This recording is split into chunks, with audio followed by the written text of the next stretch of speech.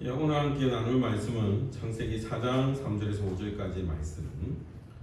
지난주에 우리가 함께 나눴던 말씀인데요. 창세기 4장 3절에서 5절까지의 말씀 제가 봉독해 드리겠습니다. 창세기 4장 3절에서 5절까지 말씀입니다. 세월이 지난 후에 가인은 땅의 소산으로 제물을 삼아 여호와께 드렸고 아벨은 자기도 양의 첫 새끼와 그 기름으로 드렸더니 여호와께서 아벨과 그의 제물은 받으셨으나 가인과 그의 제물은 받지 아니하신지라. 가인은 몹시 분하여 안색이 변하니. 지난주에 우리가 가인과 아벨의 제사를 놓고 이야기를 나눴었습니다. 기억나시죠? 그래서 지난주 설교 제목이 하나님의 불공평이었는데 불공평 1이었죠. 그래서 오늘은 불공평 2를 함께 나누려고 합니다. 제가 1편에 대한 기억이 거의 없으실 가능성이 굉장히 높기 때문에 살짝 말씀해 드리면, 보통 우리는 가인과 아벨의 제사를 하나님이 받지 않은 거에 대해서 가인 자체가 문제적 인물이거나 가인이 드린 제물이 혹은 제사에 문제가 있다라고 얘기를 많이 해왔습니다. 그래서 늘 가인과 같이 하지 마라, 가인처럼 하나님과 함께 무성의하게 하면 안 된다, 할 수 있는 최선을 다한 제물들을 드려라, 할 수 있는 최선을 다한 예배의 태도들을 보여라 라고 얘기를 많이 했어요. 그리고 때때로는 정말 안 좋은 설교였는데 가인의 예배를 들어서 인색하게 헌금하는 거에 대해서 질책하는 목사님들도 계셨어요. 제가 단언컨대 틀렸습니다. 그거 제가 원래 단언컨대 이런 말 잘 안 쓰거든요, 설교할 때. 근데 이번에 쓰는 이유가 한국 교회가 지금 같은 모습을 보여주게 된 이유 중에 하나가 목사들의 잘못된 설교, 성경 해석에 대한 오도가 너무 많았기 때문에 생각을 해요. 그래서 제가 단언컨대라고 얘기하는 것입니다.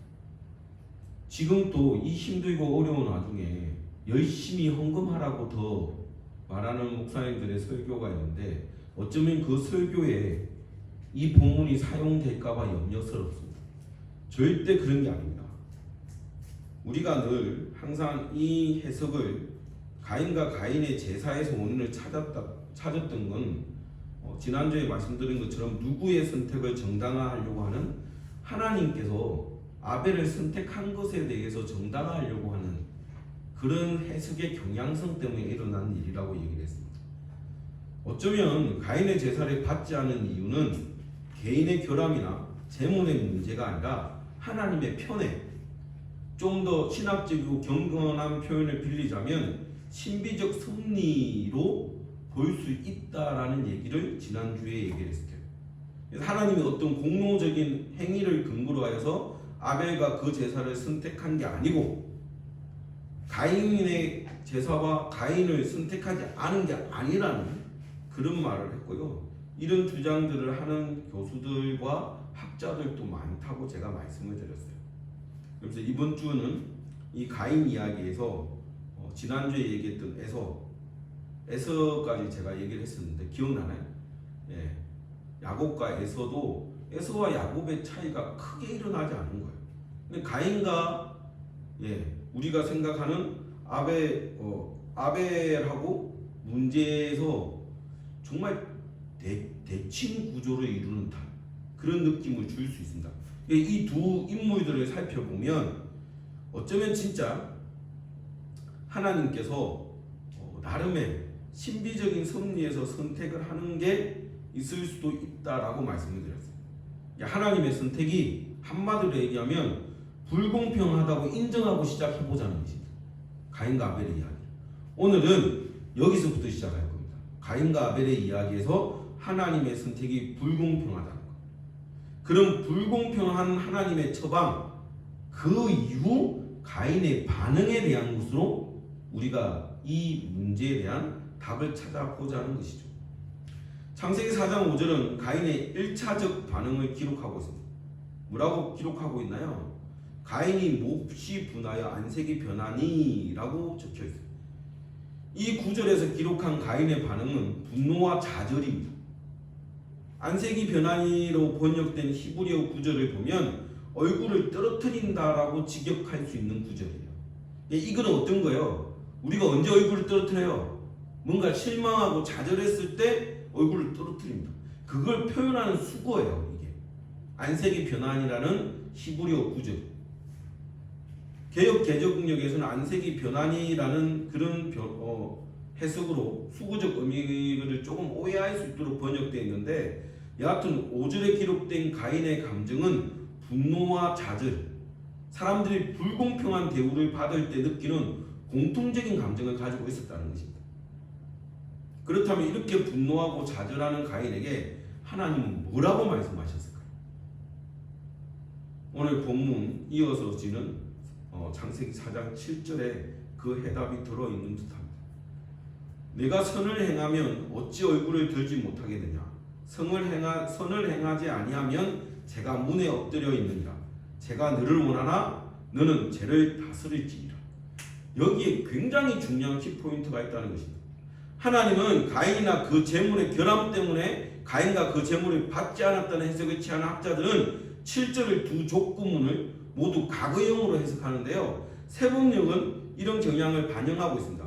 내가 올바른 일을 하였다면 어찌하여 얼굴빛이 달라지느냐? 내가 올바르지 못한 일을 하였으니 제가 너의 문에 도사리고 앉아서 너를 지배하려고 한다. 너는 그 죄를 잘 다스려야 한다. 이런 번역은 가인이 얼굴빛을 바꾸며 분노한 것이 올바르지 못한 일을 행했기 때문이라는 뉘앙스를 주는데요. 아닙니다. 개역 개정의 번역, 우리가 읽었던 성경의 번역대로 본다면 이 번역이 암시하는 게 히브리어 원문은 절대 과거형으로 쓰이는 게 아니라는 거예요. 우리가 착각을 정말 많이 하는데 과거형이 아니에요. 네가 과거에 잘못하고 올바르지 못했기 때문에 이런 일이 벌어진다라고 말하는 게 아니에요. 이 글을 이런 식으로 해석해버리니까 하나님께서 가인의 재물을 받지 아니하고 하나님이 가인의 제사를 받지 않은 이유를 누구 탓으로 다 돌려버린 거예요. 가인의 탓으로 돌려버려요. 재물의 문제로 돌려버려요. 히브리 원문은 과거보다는 현재나 미래 상황을 지칭합니다. 그러니까 현재 진행형이나 과거 완료형이 절대 아니고 현재 진행형이나 미래 진행형의 어법을 사용한다는 거예요. 즉 하나님은 가인의 잘못을 꾸짖고 있는 게 아닙니다. 오히려 뭘 하고 있을까요? 불공평 앞에서 좌절하고 분노하는 가인에게 조언을 하고 있는 거예요. 조언. 하나님의 조언을 주고 있는 것입니다. 개역 개정판에 네가 선을 행하면이라고 번역된 히브리어 임테티브라는 단어는 네가 앞으로 잘하면이라는 뜻이에요. 이렇게 번역될 수 있는 것입니다. ESV라는 미국 복음주의 표준역에 이 구절에 if you do well이라고 적혀 있어요. 지금 제 앞에 유일하게 앉아 있는 사람이 이상형제인데 영어를 잘하니까 알 거예요. 이게 무슨 뜻이에요? if you do well이라는 게 잘하면. 이게 과거형이에요? 아니면 미래형이에요? 현재 지금부터 시작한 미래 완료형이에요. 네가 지금부터 앞으로 잘하면. 얼굴을 들이다라는 말은 앞서 설명한 얼굴을 떨어뜨리다는 것과 반대적인 의미의 수구입니다. 후자가 실망과 좌절과 관련이 있다면 전자는 뭐예요? 삶에 대한 의지와 관련이 있는 거예요. 그러니까 7절의 첫 구절을 다시 번역하면 다음과 같아집니다. 네가 앞으로 잘하면 너에게도 반드시 얼굴 들 일이 생길 것이다. 아멘. 놀라운 말인 거예요. 하나님의 선택을 받지 못한 가인일지라도 앞으로 어떻게 하느냐에 따라서 인생이 결정된다는 뜻입니다. 기독교는 숙명을 받아들이는 종교가 아니에요.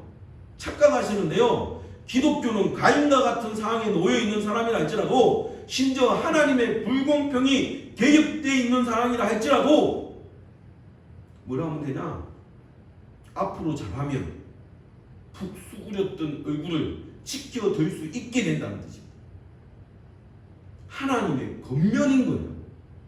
하나님의 경고, 하나님의 질책이 아니고 가인을 향한 뭐예요? 금고입니다.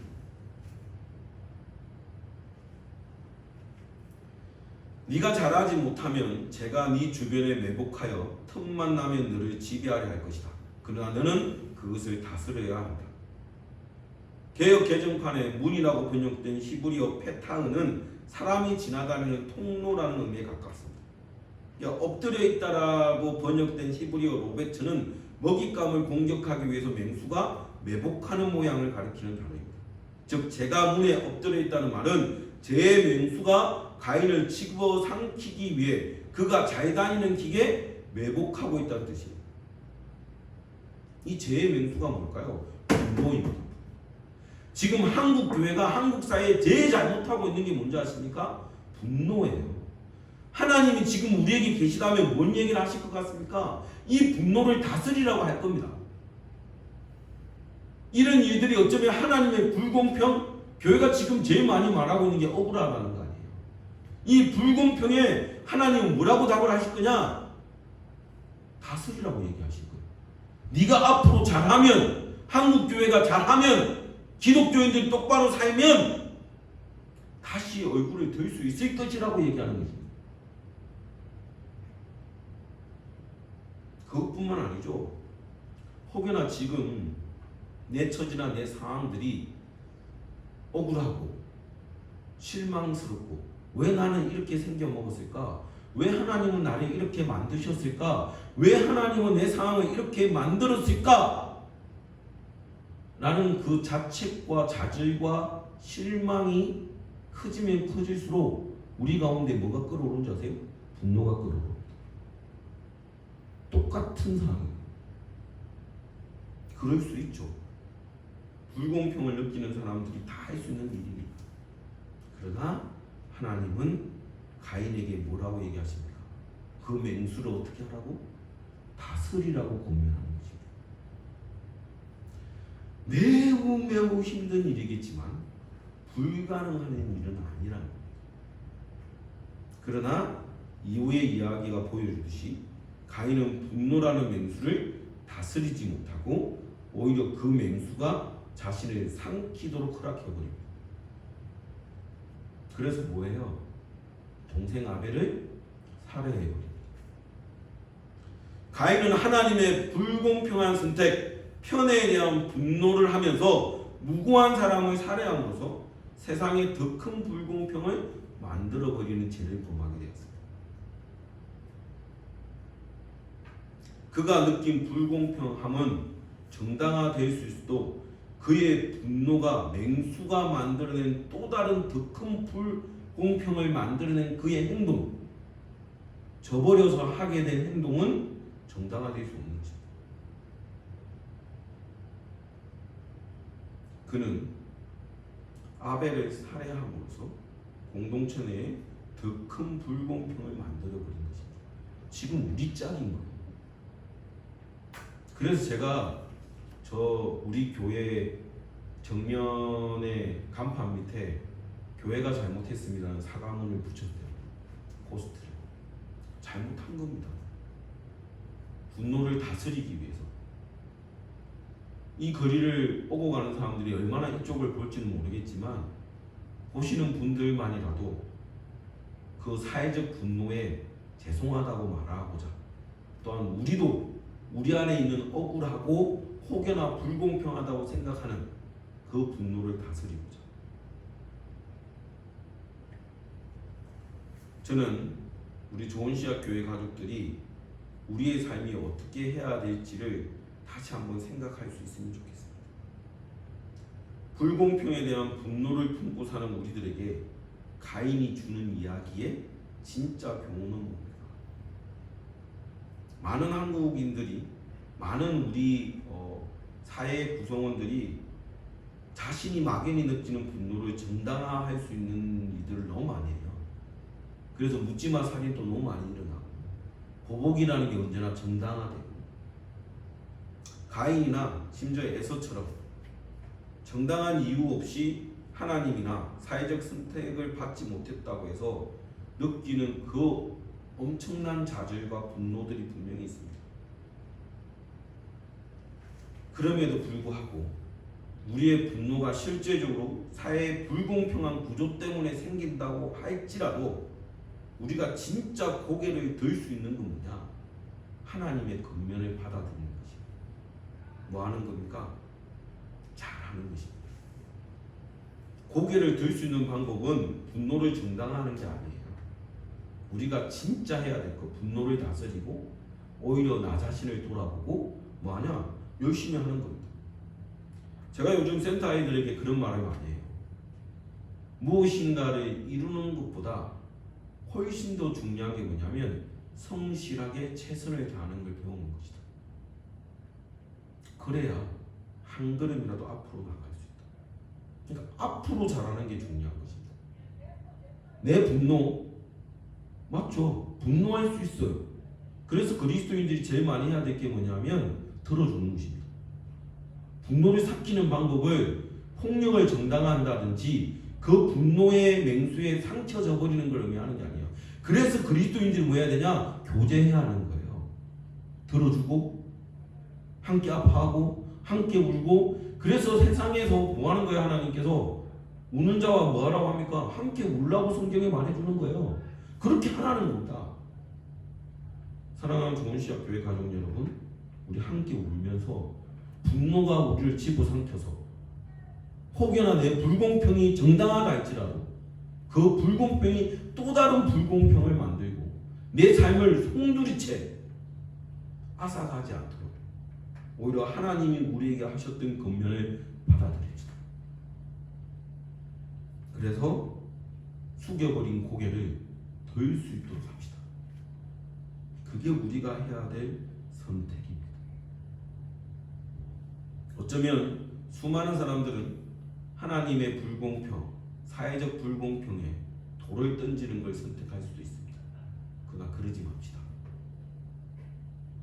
우리 좋은시각 교회 가족들만이라도 혹여나 내 상황이 가인과 같다 할지라도 우리는 하나님의 권면에 따라서 앞으로 잘하면서 우리 앞에 분노가 우리를 집어삼켜서 우리의 행동을 이끌어가려는 그 순간에 그 분노가 우리를 집어삼키지 못하고 우리의 하를 다스릴 수 있게 되기를 간절히 소망합니다. 얼마 전에 우리 가족들하고 이상형제 같이 영화를 본 게 있어요. 다만 악에서 보아소서. 이상형제라고 봤나? 하도 같이 다녀가지고 기억이 나는 것 같아요. 다만 악에서 보아소서라는 영화를 봤는데 그게 주인공이 황정민이거든요. 이 사람은 또 결국 국가에서 버림받은 불공평한 구조를 가진 사람이었어요. 그러다가 자기도 몰랐던 딸을 발견하게 되고 그 딸을 구하기 위해서 최선을 다하는데 결국 황정민이 죽어요. 우리 가족들이 그 영화를 보고 나오면서 그런 얘기를 했어요.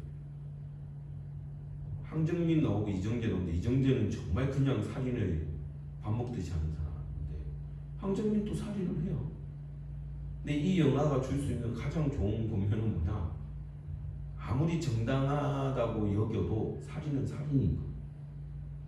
황정민을 살려놓았다면 이 영화의 결말은 실제적으로 사람들에게 훨씬 더 찜찜했을 거예요. 황정민에 대한 죽음이 새드 엔딩이 아니라 어쩌면 진정한 해피엔딩을 향한 이야기일 수도 있다. 그 딸과 나름 사회적 부조리 또한 어쩌면 신에 대한 불공평일 수도 있어요. 그게 박정민이 나오는데 그 친구가 이렇게 자기가 남자인데 여자였으면 하는 사람이거든요. 근데 이 불공평이 다 맞나요? 근데 나중에 죄에 대한 정당한 답을 황정민이 자기가 치루어요. 살 수도 있을 것 같다는 생각이 드는데 어쩌면 제가 봐서는 죽음을 선택하는 느낌이 들거든요. 그러면서 결국은 그 딸과 박정민이 새로운 곳에 가서 새롭게 인생을 시작하는 걸로 결말이 나요. 세상의 불공평으로 인해서 내리게 되는 내 행동이 만약 분노에 가깝다면 절대 정당화될 수 없습니다. 그거는 가인의 죄와 똑같아지는 것입니다. 결국 살인의 죄로 어떻게 되냐? 쫓겨나는 것입니다. 불공평이 없을 수는 없습니다. 그래서 제가 제목을 뭐라고 했냐? 하나님의 불공평이라고. 하나님도 불공평하실 때 있습니다. 그러나 그때 하나님이 우리에게 하시는 말씀은 얘기하시는 거예요. 그럼에도 불구하고 너희가 어쩌겠어요. 신이 그렇게 말씀하시는데. 안타깝지만 우리는 그 말을 순종해야 될 책임이 있는 피조물입니다. 저는 우리 좋은 시학교회 가족들이 더 큰 불공평을 만드는 악순환이 아니라 오히려 하나님이 건면하신 것에 따라갈 수 있는 우리 좋은 시학교회 가족들이 되기를 간절히 소망합니다. 같이 기도하겠습니다. 우리를 너무나 사랑하셔서 자신 하나밖에 없는 아들을 내어주시기를 주저하지 않으셨던 성부 하나님 그 크신 사랑하십니다. 아버지의 뜻을 따라서 자신의 피 한 방울 물 한 방울 아끼지 않으시고 모든 것을 내어주신 바 되셨던 성자 예수 그리스도의 그 보혈을 오늘 이 시간에도 때때로는 하나님을 향한 불공평에 대한 분노, 사회적 구조례에 대한 분노, 여러 분노들이 우리를 집어삼키려고 할 때 우리를 지키시고 인도하시는 그 보혜사 성령님의 동행하신 가운데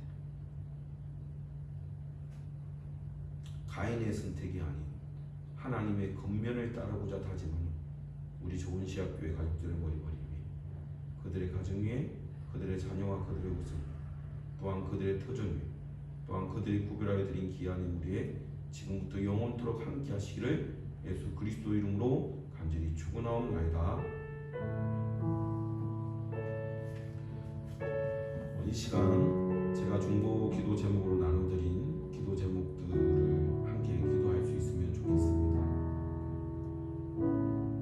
이 사회에 우리가 끼쳤던 여러 해악들을 반성하고 회개하는 시간들이 되었으면 좋겠고 또한 더 이상 우리의 교회가 예수님의 이름을 세상의 공동 가해자처럼 만들어버리는 그런 우를 범하지 않도록 무엇이 건강하고 무엇이 건강한 교회와 그리스도인인지 다시 한번 하나님께 아뢰고 듣고 기도하는 시간이 되었으면 좋겠습니다. 또한 이 시간 우리로 인해서 아파하고 힘든 상황들에 빠져버린 그분들을 위해서 그분들에게 하나님의